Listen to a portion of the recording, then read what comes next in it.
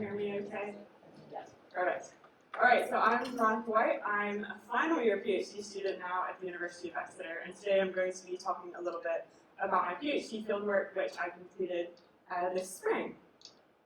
So my PhD research is really interested in exploring visions for the future of farming, and that includes the kind of physical, visual representations of farming or farming futures through things like illustrations and photographs, but it also includes the imagined futures that we hold, the images in our mind's eye of what those potential futures could look like, what futures we want to see, and kind of alternative futures for farming and food production.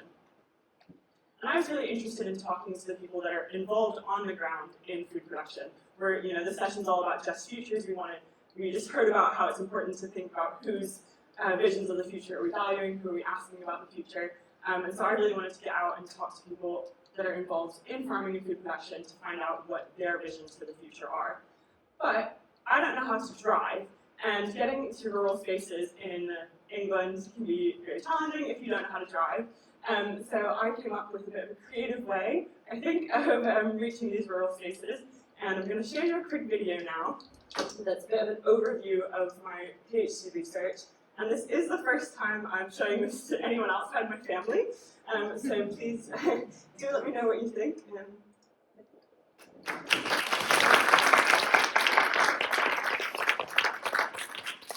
Thank you very much.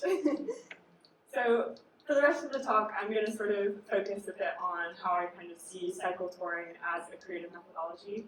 And this is mostly because I've only just got back from my fieldwork and I don't really have proper findings to share. So come see me at the RGS next year, and maybe you'll actually hear about the findings from my interviews. But yeah, so today I'm just going to talk a little bit about cycle touring as a creative methodology.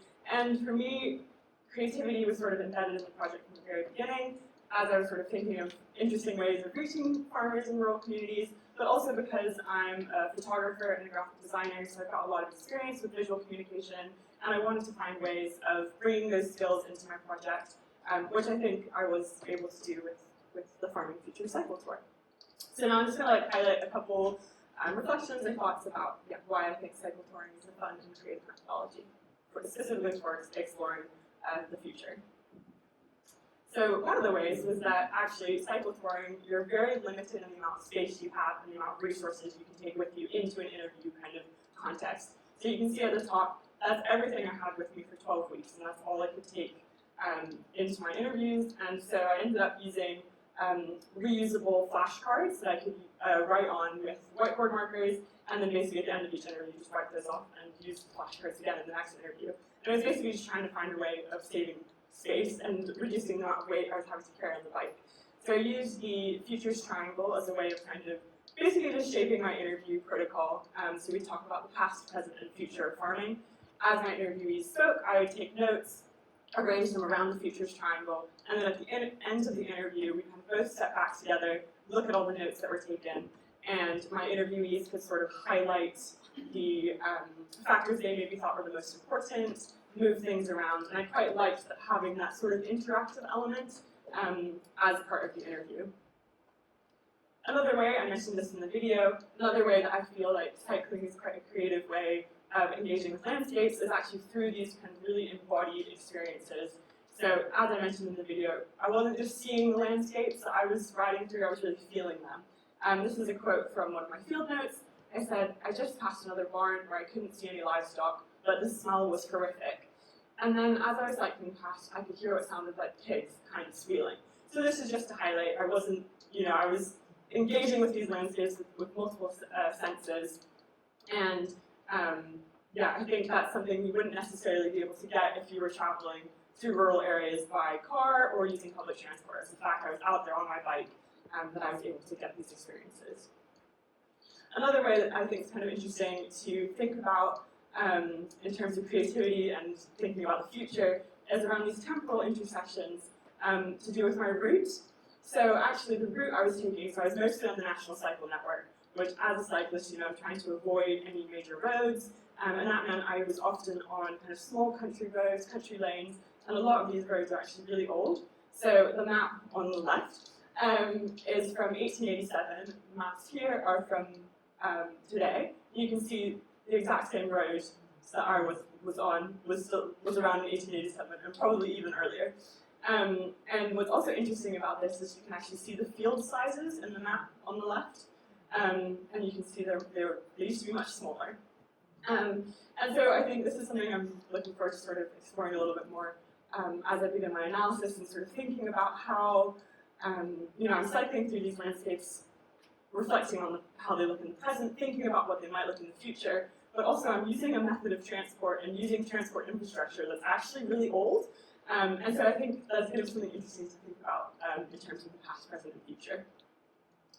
And again, something else I mentioned in the video was sort of these shared experiences I was able to have and to be able to connect with my participants.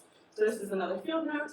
I said, I know that farmers also spend a lot of time on their own, and it can be tough because you're just in your head the whole time. So I was cycling for hours every day. I was by myself. I was camping. I was eating meals on my own. And as you know, a lot of farmers, a lot of their jobs are very solitary as well. As I mentioned in the video, I was also having to deal with weather, which farmers are always having to deal with on a day-to-day basis, and doing a job doing activity that's very physically demanding.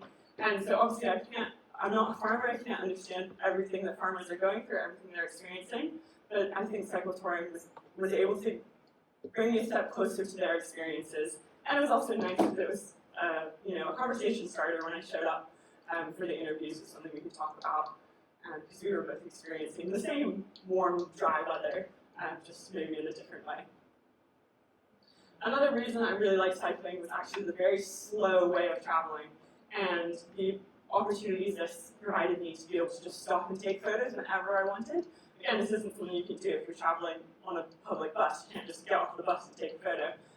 And if you're in a car on a country lane, it's very hard to often stop the car, especially if there's any kind of traffic behind you. Whereas for me, if I saw something I liked, I'd either just stop or I'd cycle a bit further and turn around and go right back. It was very easy, and that meant I could take a lot of photos and kind of really reflect on the countryside that I was cycling through. I was also able to draw on kind of my previous skills as doing lots of social media roles and as a photographer to create what I hope was engaging content for social media. And actually through this I was able to that helped with my recruitment efforts. And I had multiple people kind of get in touch directly with me wanting to be a part of the project, which I think is really exciting. I also was sort of forced to embrace alternative field notes, and this was mostly because I would get to the end of a day of cycling and be absolutely exhausted, and the thought of sitting down and writing out field notes was way too, that just wasn't going to happen. So I ended up doing most of my field notes using voice notes, either while I was cycling with the lapel mic, or when I got to campsites in the evening, and then just would sit with my phone as my dinner was cooking and record what had happened during the day. So I've got over 170 pages of field notes now that have been transcribed. I've also got thousands of photos, thousands of videos. So I'm feeling a little bit overwhelmed about how I'm going to take all of this and get it into my PhD, but that is to be determined this fall. And one of the ways that I'm kind of playing around and immersing myself in the data right now is just going through my photos and just playing around with different ways of displaying them or experimenting with them. So on the left we've got a color wheel, so this is all the images from my camera, which I've plotted based on brightness and hue in a tool called ImageJ. And then on the right I've got a collage, or part of a collage that I've made with some of the images I took on my trip. And as I said, these aren't necessarily going to end up in my thesis, it's just a way for me to kind of play and explore, be creative with the data that I collected. And while we're on the topic of images, if anyone is doing research on food and farming, I share a lot of my imagery for free on Unsplash, and basically anyone can use these images, they're copyright free, you can use them for whatever you want, social media presentations, so feel free. I've started putting up photos from my fieldwork trip, and I will continue to add more. And then just to sort of wrap up at the end now, a little bit of a highlight of the fieldwork in numbers. So over the 85 days of fieldwork, I cycled over 2,000 miles, climbed over 28,000 meters of elevation, I did 50 research interviews, camped for 41 nights, cycled through 14 counties, ate 10 Sunday roasts, which I can confirm was too many Sunday roasts, and visited 6 national parks. I did actually 4 radio interviews, that's incorrect. Cycled through 2 different heat waves, had 1 accident, which luckily wasn't serious, it was just me being an idiot, and miraculously had 0 flat tires on the whole trip, which was incredible. So yeah, thank you very much for listening. I've put up my kind of social media handles and contact details. Feel free to get in touch. The QR code will take you to like a link tree, which you'll be able to get my website and yeah, social media handles. I also have a fundraising page, so I'm raising money for the Farming Community Network. So if you'd like to donate, that's all on there. But yeah, thank you very much. If anyone has any comments or feedback, I'd love to hear them.